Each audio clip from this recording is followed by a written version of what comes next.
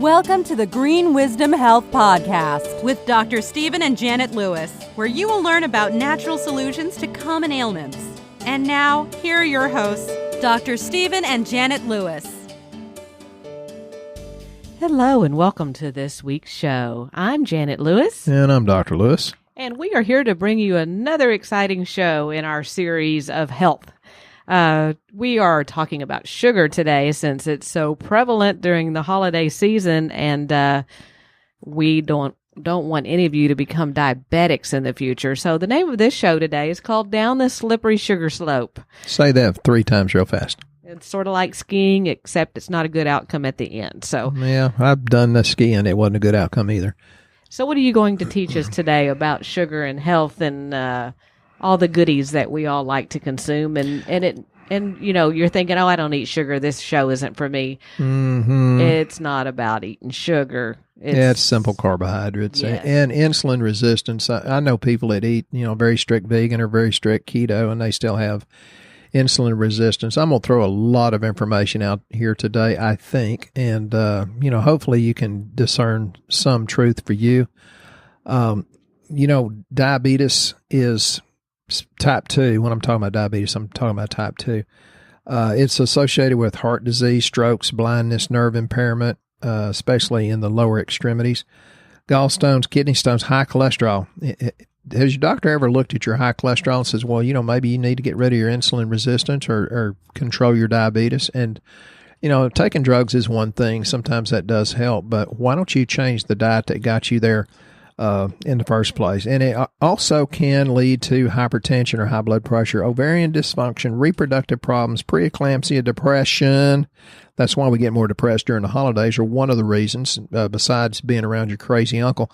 But the depression can come from the sugar highs, which result in the sugar lows, which results in feeding the yeast and the microbiome problem in your GI tract that steals your neurotransmitter so you can't feel happy. Thyroid dysfunction. Yep, it's not just your thyroid. It can be the stuff you put in, and I think we should have a campaign that's anti-Snickers and Twinkies as much as they had a campaign against big tobacco. And I love both, so I have limited it quite a bit. It can also contribute to arthritis, asthma, allergies, difficult menopause, Alzheimer's, Parkinson's, cancer, Yeah, I don't know. It's kind of hard to change that because sometimes you crave the stuff, but keep in mind that's really the bad bacteria and yeast in your intestines that's craving that. Once you get a higher level of the good bacteria in your GI tract, many of those cravings actually go away, because I know sugar's not nearly as important to me as it used to be. And Janet just kind of naturally eats a lot healthier than I do, but that's why she's prettier too. I had a lady come in here the other day, and she came to buy more probiotics. She's probably been seeing us now a little over a year, and hasn't been real good at purchasing her products like many of you are out there that stay very faithful with the program. But she came in and she goes, I'm full of anxiety again. She said, my head is just tingling. She said, I feel horrible. She said, I'm depressed. And she said, I thought that what y'all said about it all being in my gut was for the birds. She said, I just couldn't even imagine that was in my gut, because I figured it was all in my head. And she said, I was doing these probiotics from y'all, which, we have the really high, the strong ones. And she said, when I was on them, she said, I didn't have anxiety. And she said, I didn't crave all the bad stuff like Dr. Lewis is talking about. And she said, I've been out of them for a while and all of it's back again. And she said, I really am beginning to believe there's something to it about it being in your gut and making a connection to your head. So I said, I'm sorry you had to experience that and go back down the slope before you came back up the slope, but I'm glad you're back up and don't slide back down. Well, one of the problems is, and I just said this to a lady in Idaho that's just signed up to be a new patient, but I said, I have to ask people, if you're driving the bus, why are you stuck in the ditch? Sometimes you need to move over and let somebody else drive. Even I'm not smart enough to, be giving advice to myself. And another thing I'd like to address is, and I hear this quite a bit. So my doctor said supplements don't work. My doctor says they're not FDA approved. My doctor says da da da da da da. I said, well, number one, the FDA looks at everything, and we carry the best of the best of the best supplements, and they've been approved. And they said, well, supplements have not been shown through research to have any effect in any disease whatsoever. If your doctor says that, they're probably really and truly too busy to read their own research, but I think they're full of, well, they need a high colonic because they're full of it. For example, in the case of diabetes and many other things, essential fatty acids reduce autonomic or subconscious control of your nerve problems. This is from Journal of Cardiology Review and Journal of Science. Okay. Transhydrogenated or processed fatty acids increase your insulin resistance. So your diet does matter, and that's from Journal of Diabetes. And speaking of supplements, antioxidants help the body cope with all of these problems related to diabetes, and that comes from Journal of Diabetes Metabolism and Journal of Diabetes Care. Excuse me, the lipoic acid, and we're big fans of alpha lipoic and R-lipoic, and N-acetylcysteine or NAC helps to reduce your liver detoxification, and that helps so much your body. You don't have a clue how much of this diabetes relates to improper liver function, because it has to do with glucose metabolism.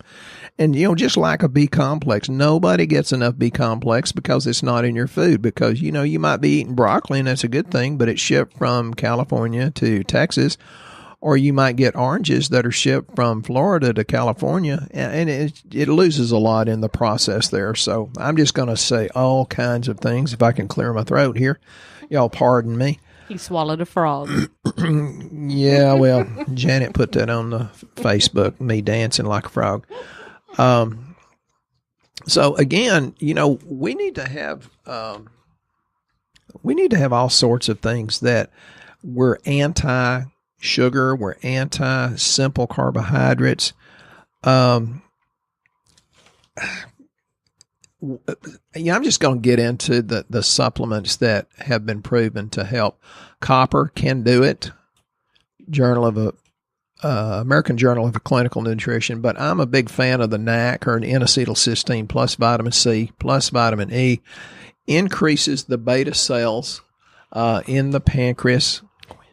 Well, how do people even realize that or know if they have diabetes? I mean, don't you think we should maybe give them some signs so that they will have an idea of whether or not it's something that they may be experiencing? Yeah, when you're thirsty all the time, that's one of them, because your body's trying to kind of put a lot of water where there's too much glucose. When your triglycerides are sky high, your cholesterol's out of sync. And we've told you before that can be a thyroid issue, but it can also be too much blood sugar. And we run insulin on our inexpensive lab tests. And Janet, you can tell us a few of the signs and symptoms also.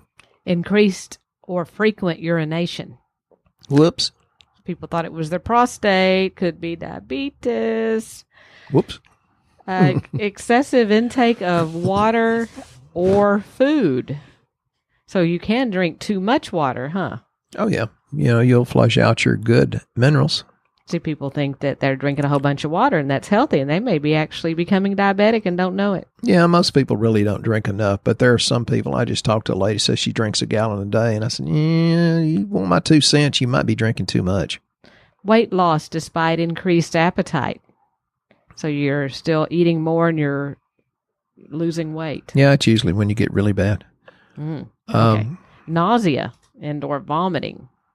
I remember before I started doing the natural products, which, everybody for some reason thinks, oh, they don't ever have anything happen to them because they run a nutrition place. Well, actually, it's quite the opposite. It's because we've had stuff happen to us the reason we run a nutrition place. Well, that's because Janet looks good.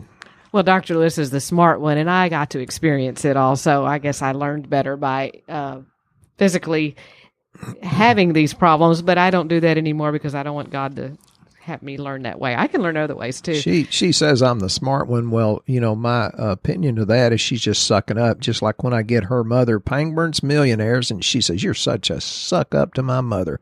So sugar. I'm getting her sugar, but that's what she likes. But we're talking about the nausea and her vomiting is like if you could not eat for a while and then go, if you had too many hours in between having protein and get really nauseated. And I remember doing that before I would have lunch because I thought, what is wrong with me? I just feel so nauseous.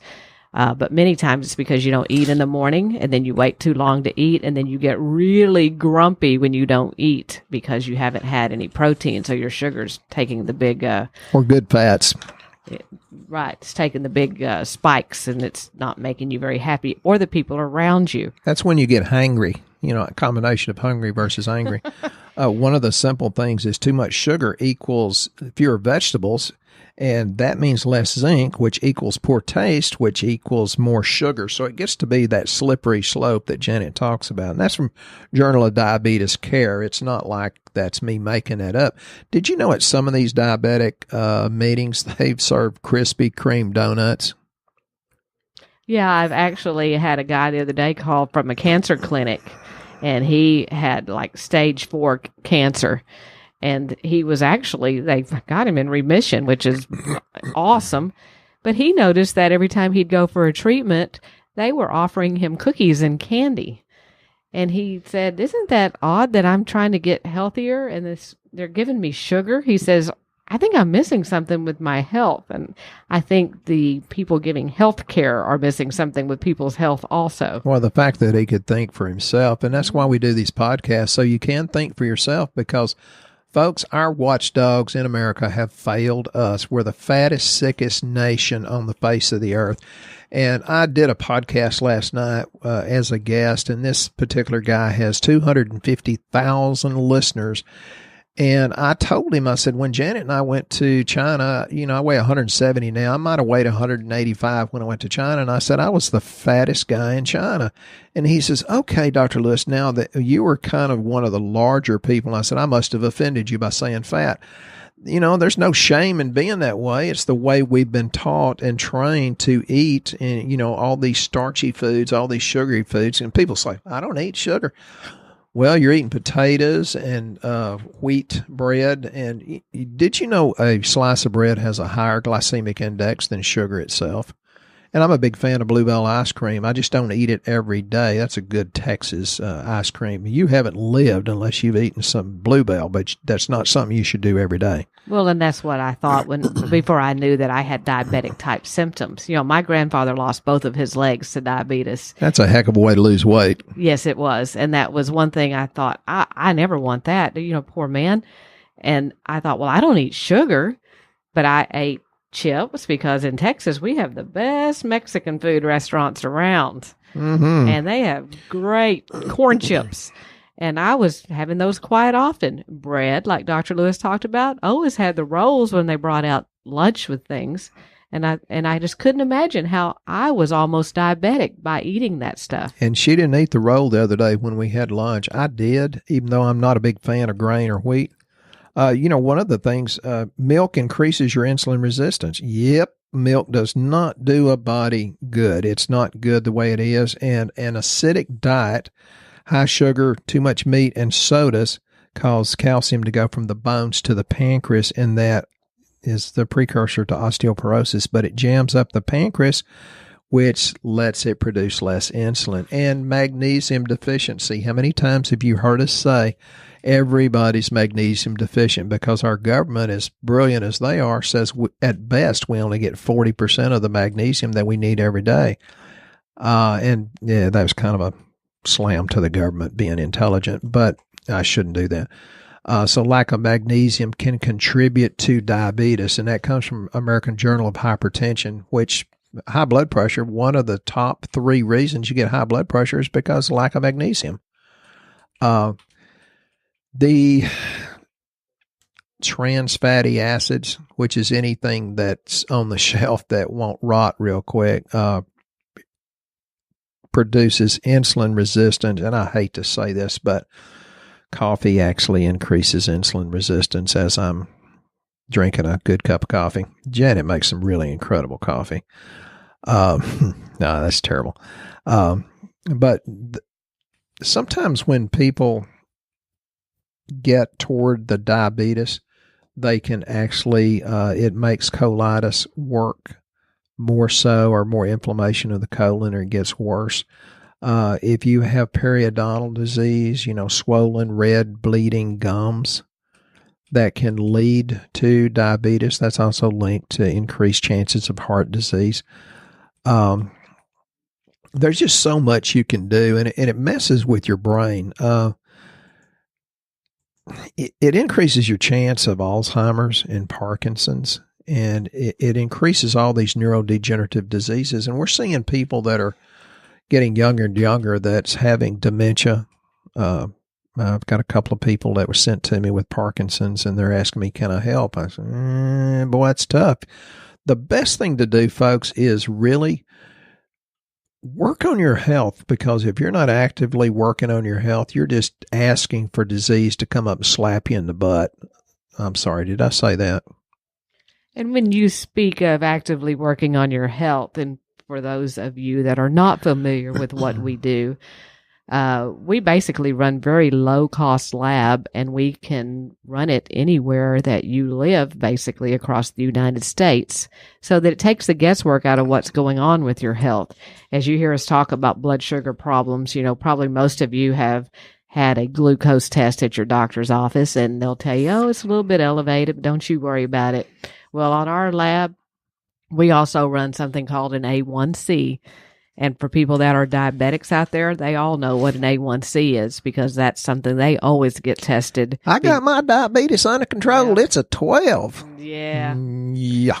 It better be about a 5.4-ish. Correct. And even with an A1C, it's a 3-month blood sugar estimate of what's gone on for the last 3 months. So when you guys run glucose and tell us, oh yeah, I ate really bad over the holiday, we can say, yeah, what were you doing the other 2 months? It's something that kind of tells the truth about what you're really eating. And it also helps us understand where you are with your health, because we have many young people now, believe it or not, that are more prone to be diabetics. And they'll tell us they're eating all this junk, and we'll run their A1C, and their A1C looks great. So we've added in an insulin test on our lab as well, because that poor little pancreas is spinning like a hamster on a wheel. And we can see it on insulin, and it's just going to town. And it's like, please give me some relief, because if this doesn't stop, I will make that A1C go up, because my pancreas is not going to work any harder than it's going to have to for that many years. That's just seeing what's happening before you veer off the road and hit the tree head on at 80 miles an hour. Correct. So we try to steer your vehicle back into the lane before it's too late. But people are not always reasonable or honest to themselves about what they eat, because every day I hear somebody say, but I eat good. I said, well, if you eat good, you wouldn't be 5'1", 327 pounds. But I have to say that politely. And, everybody in my family's always struggled with being overweight. One time I was 194 pounds. I said, well, I can't lose weight. Let's see what 200 feels like. And it was hard to gain from 194. I finally mellowed out at 204. And it's like, well, that's kind of chunky for me. Now I weigh 170, and maybe I can lose another 5 pounds, maybe. But it's not always as simple as calories in versus what you burn. It's really not that simple. There's a lot of different things. And that's why we do a pretty broad range lab work on it. And, another thing is your environment and the toxins. You hear me talk about toxins all the time. That's even becoming more apparent in India and Vietnam, where pollution is rampant. And Janet and I've been to China. Even in a 5-star hotel, you could cut the air pollution with a knife inside the hotel room. Of course, they're dying of respiratory diseases. And, one of the things, and I've heard this from certain Vietnam veterans, says, but I was exposed to Agent Orange, so I have diabetes. And if you use that as an excuse, what you're saying is, I don't have faith in my body to be able to take this Agent Orange out and to reverse diabetes. And, while they're always eating donuts and drinking Coke, sodas, Agent Orange is a form of dioxin, which is, it's all over the place. It's pouring through the smokestacks. It's found in pesticides. Believe it or not, ladies, it's found in your tampons, and it's found in your cosmetics, and that's from the EPA 2001. And you know what? I read this the other day. The FDA uses terms like neurotoxic, hazardous, developmental toxins linked to cancer. And these subjects that they were talking about are found in your fabric softeners and odor eliminators. Why in the heck are they there? And you say, well, is this or that FDA approved? Well, they're approving stuff that's killing you. So you have to start thinking for yourself. And I'm not anti-FDA. They do a lot of good things too. But don't think that they're responsible for your safety, because if you do, you're going down that slippery slope and into diseases that possibly could have been prevented. Very interesting. Yeah, well, I'm getting on my soapbox. But the sugar problems do worsen neurodegenerative diseases. And I've done my 23andMe test, and they say, well, I have dementia in my future. It's like, yeah, duh. I said, look at my 95-year-old mama. She passed away at 95. But between my brother and me, and then Janet came along, we gave my mother so many nutrients, and she was willing to take them. You could see dementia coming in her 60s, but it didn't really begin to get obvious until she was 88, and it didn't really get super bad till she hit about 92. So these supplements, these nutrients, can actually alter genetic expression and put off your predisposition to some of these diseases. I can tell a huge difference in my cognition when I take the supplements Janet gives me versus when I don't. So when Janet hands me something, I just say thank you and I swallow it. Polycystic ovarian syndrome, that's or any kind of menstrual irregularities, needs to have their blood sugar and insulin and A1C tested. It's really important, folks, to find it and fix it before it gets bad. And part of that is diet changes. And I don't think you can ever be complete with just diet changes because of the toxins and because of the low quality nutrients that are in the food, even organic farms. I treat people that own some of the largest organic farms in America. And they say, wow, I feel so much better even though we eat totally organic. So, think about the lipoic acid, N-acetylcysteine. Janet and I have this new product called Bergamo or Bergamot, depending on how you want to pronounce it. We've seen some incredible, oh my God, changes in A1C, triglycerides, and cholesterol by doing that. We have something called Diaxinol, which is kick butt for people that have blood sugar problems. That's been diagnosed with a high A1C also, because that will help lower it naturally. And we're not telling you not to do your blood sugar medicine. We're just saying that if you do Diaxinol, the doctor will probably have to lessen your blood sugar medicine. Yep. Or for those out there that are already having a high A1C, but you're not on medication, it can actually lower it. But that being said, that doesn't mean go eat whatever you want and take this, because unfortunately, many diabetics that are on insulin, and I see it all the time. We're in a restaurant and they're like, oh yeah, I've had my insulin, and they're ordering all kind of garbage because they think that means, oh, eat what you want because I'm taking this insulin. It doesn't work like that. Yeah, it's not it's not an invitation to be more sinful. And, our bodies really don't belong to us. And I get a lot of flack for talking, throwing in a little bit of scripture, but I'm not going to quit. So get over it. Yay. Our bodies do not belong to us. They're the temple of the Holy Spirit. And if you're doing something horribly sinful, that's why I don't do Bluebell every day. You have to be somewhat realistic, and you have to be responsible. That's the key deal. The government, subsidizes our crops like corn, wheat, and soy. That's one of the biggest problems. Check your waist circumference. I just did, I wasn't going to get into this. We have another way of cheap weight loss, and I got out of 35s and now I'm in 33 Levi's. It's on our website. It says cheap weight loss options. Yeah. greenwisdomhealth.com. I wasn't going to go there, but I've got a friend that I love him dearly, loved him for about 30 years, kind of adopted him sort of when he was a kid. And he says, Doc, I got on that stuff and I had to lower my glucophage or metformin, whatever he was on. I said, well, you go to your doctor and do that. But his blood sugar was lowering because this stuff lowers your resistance to insulin itself, which is really, really good.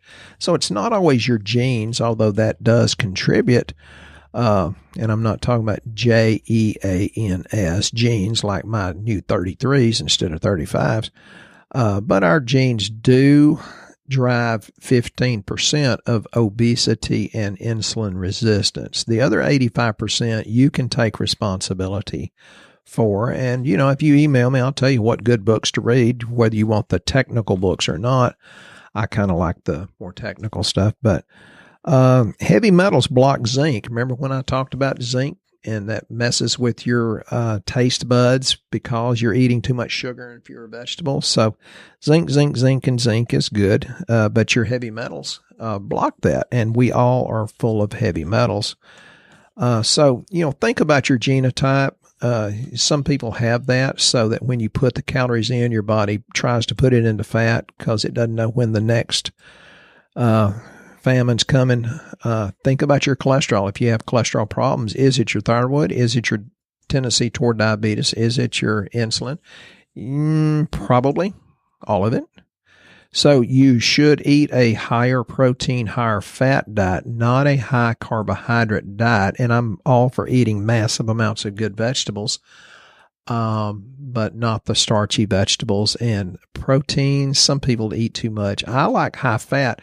And people say, no, fat will make you fat. And I said, do you think 53% fat in your diet's a bad thing? And 9 out of 10 people say, oh my God, I would never eat 53% fat. I said, that is a healthy breast milk is 53% fat. And nothing's better for babies than breast milk. So why is 53% fat a problem? It just has to be the good stuff, not the trans fats and hydrogenated or partially hydrogenated. You need to stay away from those, that's for sure. But think about liver detoxification. That's very, very important. If it's white foods, you pretty much need to stay away from it, except broccoli and onions and garlic. But I'm talking about white bread, rice, and potatoes for the most part. And for the young people out there that aren't diabetics, but they're having some of these symptoms that you said, they still have good pancreases and they're still eating really bad, or they're trying to eat really good, but they notice that they have these mood swings and things. There's something called reacted chromium that we tell a lot of the younger people about because it's an inexpensive product that helps stabilize blood sugar. So if you hadn't gotten to the point where someone's diagnosed you with a problem, then you might try reacted chromium. And speaking of the A1C, so many people think that if they are a 6.0, they're fine. No, you're not fine. They used to call that diabetic years right. ago, but they've changed the ranges. That's amazing. As America gets sicker and fatter as a nation, these ranges keep changing, and we've watched it go up because if the lab values go up, which are owned by insurance companies, they go up and now they're in a normal range, then, now they don't have to pay for a whole bunch of people that are diabetics. So if you're at a 6.0, that is not good. 5.4 is optimal. Yeah, ish. A little bit on either side. Yeah, 5.6, okay. Anything over that, even some people at a 5.6 have issues. Right. So just a little bit. And if you don't know what it is, like I said, I put the show notes on our site, and I have linked the most comprehensive lab that Dr. Lewis likes to see for such things. And it has glucose on it. It has your cholesterol. It has the A1C. It has an insulin panel. And it will allow him to see what's going on with your health.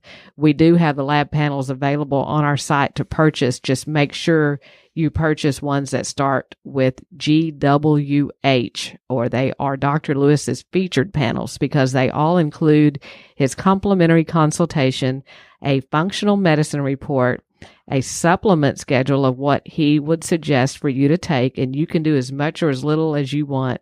And it gives you up to 30 minutes to talk to Dr. Lewis for free about what's going on with your lab values. Some of those featured lab panels, you have to click the link that says more featured tests, because I think we have about 8 or so on there. but make sure you get the one that has the all-inclusive package. So, we hope you've learned a lot, and that's why we kind of insist that the patients tell us the truth. But we're not going to put them in a corner with a dunce cap. We don't judge you, but we need the truth in order to help you. So, please just kind of understand it that way. And we always see it on the lab anyway, so you might as well tell us the truth. And we would always ask that God always gives you joy in your eyes, love in your heart, and laughter on your lips. Find something to laugh about. Thanks, y'all. Until next time, we'll be right back next time for another exciting show. Once again, our show has come to an end, but your hope in your health is only beginning. If you or a loved one are in need of a different outcome and are waiting for a brighter future, take the first step and go to our website and fill out the health survey. Please don't keep us a secret. If you know someone that could benefit from this podcast, please share this show with your friends and family. You're only one step away from a life worth living.